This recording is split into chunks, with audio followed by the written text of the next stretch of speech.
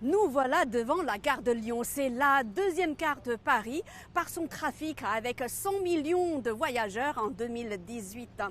Eh bien, c'est ici que les Chinois de France ne peuvent pas s'empêcher de penser à l'Institut franco-chinois de Lyon, car cet institut a formé de nombreux étudiants chinois et il a surtout contribué à renforcer les relations franco-chinoises. Le 26 mars 2014, le président chinois Xi Jinping a rendu visite à cet institut. C'est dire son importance. Eh bien, depuis 2014, l'Institut franco-chinois de Lyon s'appelle le Nouvel Institut franco-chinois de Lyon. Pour célébrer le 100e anniversaire du Parti communiste chinois, Alain Labat, vice-président du Nouvel Institut de Lyon, a prononcé un discours. Bien, bonjour. Je vais donc vous présenter assez rapidement l'histoire de l'Institut franco-chinois de Lyon. L'Institut franco-chinois de Lyon est une institution tout à fait exceptionnelle dans l'histoire des relations anciennes qui unissent la Chine et la France. Et on peut dire, je vais essayer de vous le montrer, que c'est par ailleurs l'une des plus belles pages de l'histoire de ces relations intellectuelles. Il s'est trouvé donc au début du XXe siècle, est arrivé en France un jeune chinois qui s'appelait Li Shizang, qui était membre de Tongmenghui, le mouvement du docteur Sun Yat-sen, et qui est venu faire des études de biologie, dans un premier temps, à Paris. C'est quelqu'un qui s'est intéressé au système éducatif français à une époque où la Chine se posait beaucoup de questions pour savoir de quelle manière résister donc à l'agression des puissances occidentales, de quelle façon sortir de l'oppression, de la suggestion et de la misère.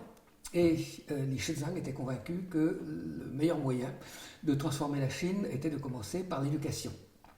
Il a donc eu l'idée de créer ce qu'il a appelé le mouvement Travail-Études, un mouvement donc qui l'a amené à créer en région parisienne une petite usine de soja, auprès de laquelle il a installé une école avec le projet. Un mouvement donc qui a très vite intéressé Tsai Ing-wen, qui a apporté donc son soutien à cette initiative qui a débuté donc dans les années 1913.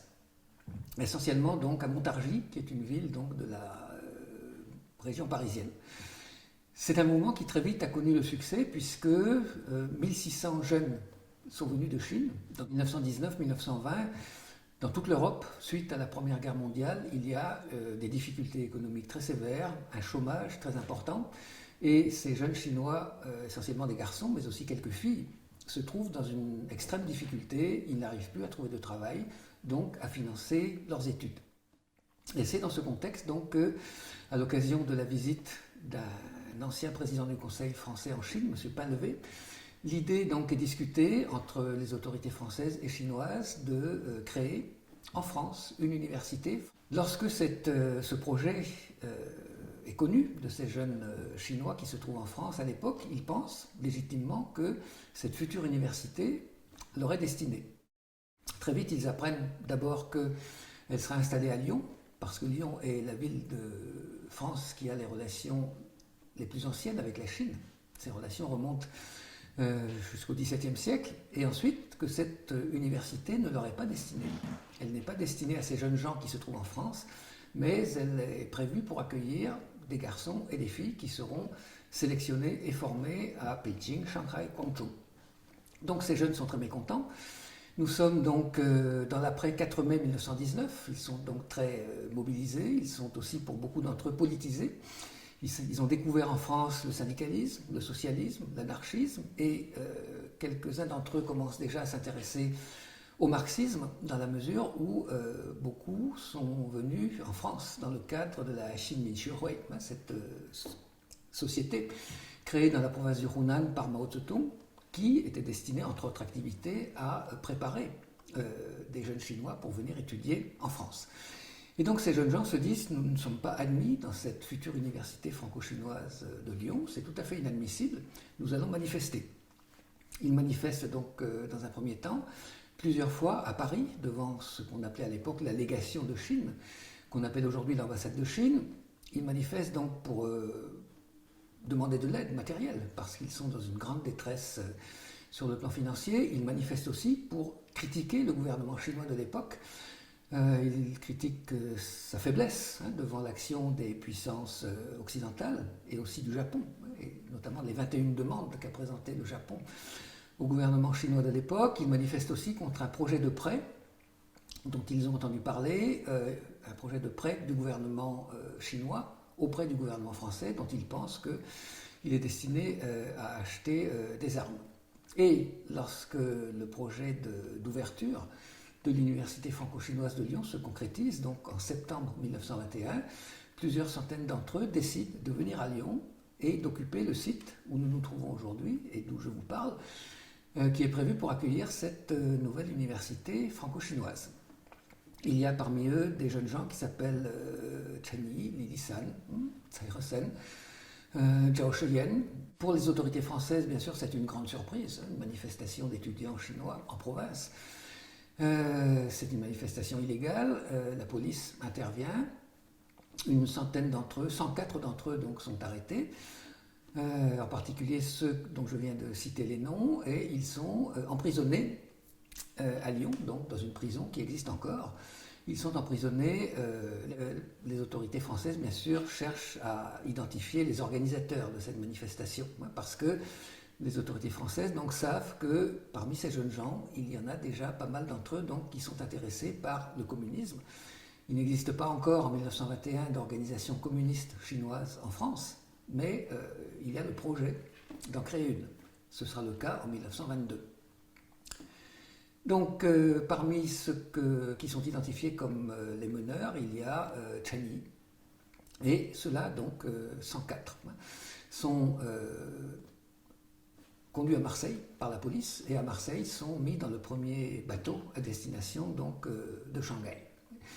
Les autres donc, sont libérés après quelques jours d'emprisonnement et en septembre 1921 ouvrent cette nouvelle université franco-chinoise de Lyon que les Français ont pris l'habitude d'appeler depuis cette époque-là l'Institut franco-chinois de Lyon. Il va fonctionner jusqu'en 1946, c'est-à-dire à peu près entre les deux guerres mondiales, et pendant toutes ces années, dans ces lieux vont être formés 473 jeunes garçons et filles venus de Chine, dans des conditions matérielles, encore une fois, pas faciles, dans des conditions linguistiques.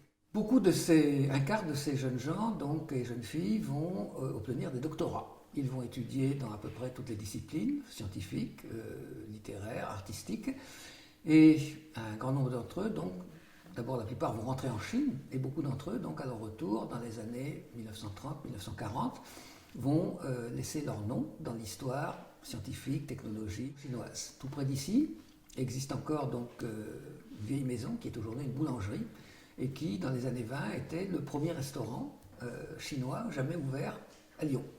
Et on sait que c'est dans ce restaurant, tout proche d'ici, que se réunissaient donc ces jeunes gens pour discuter de l'avenir de la Chine, comment sauver ce pays face aux Occidentaux et de plus en plus face au Japon, puisque dans les années 30, donc, il y a un fort mouvement donc, de soutien à la Chine, de soutien patriotique devant les agressions.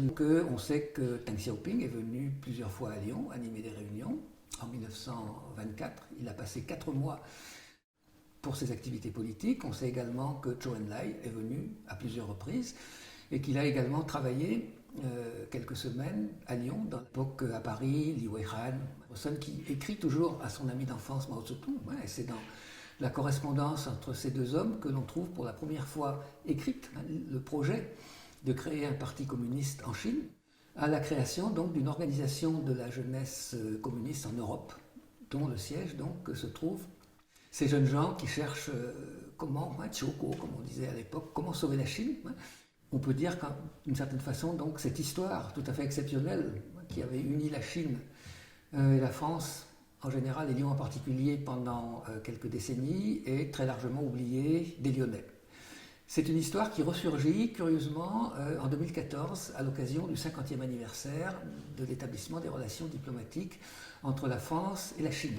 Nos deux pays donc décident à ce moment-là de visites d'État, dont celle du président Xi Jinping en France, et la ville de Lyon, la métropole de Lyon décide donc de l'inviter. Il est donc venu au mois de mars de cette année 2014, avant même sa visite à Paris, ici même où nous sommes, et il a passé plus d'1 heure à regarder, visiter cette exposition et à discuter avec ces organisateurs. Nous avons été d'abord très honorés, bien sûr, mais aussi très surpris par le temps qu'il a consenti à cette visite et ensuite, au moment de la discussion, par l'intérêt et la connaissance qu'il avait de cet épisode des relations éducatives et politiques, d'une certaine manière, entre la France et la Chine. Et il nous a expliqué que ce qu'on lui avait présenté dans cette exposition était très lié, bien sûr, à la naissance du Parti communiste chinois. Leur relation donc avec la Chine, qui est déjà pour elle un partenaire majeur sur le plan économique, universitaire, touristique et dans d'autres domaines également. Voilà en quelques mots ce qu'est cette nouvelle structure qui souhaite bien sûr nouer de plus en plus de partenariats avec la Chine. Je vous remercie de votre attention et je souhaite au nom du président du nouvel Institut franco-chinois de Lyon, M. Thierry de la Tour d'Arthez, qui est en même temps président du groupe SEB, adresser nos chaleureuses et amicales salutations au gouvernement municipal de Tianjin et à tous ses collaborateurs en espérant que nous ayons très vite l'occasion de nous rencontrer physiquement, soit à Lyon, soit à Tianjin. Bonjour à tous, bienvenue sur la chaîne YouTube de Mandarin TV. Si vous êtes nouveau et que vous vous intéressez à la chaîne, alors abonnez-vous tout de suite à notre chaîne Mandarin TV sur YouTube. Pour cela, rien de plus simple, il vous suffit de cliquer sur le bouton s'abonner en bas à droite de la vidéo pour ne rien rater de l'actualité, des reportages et documentaires.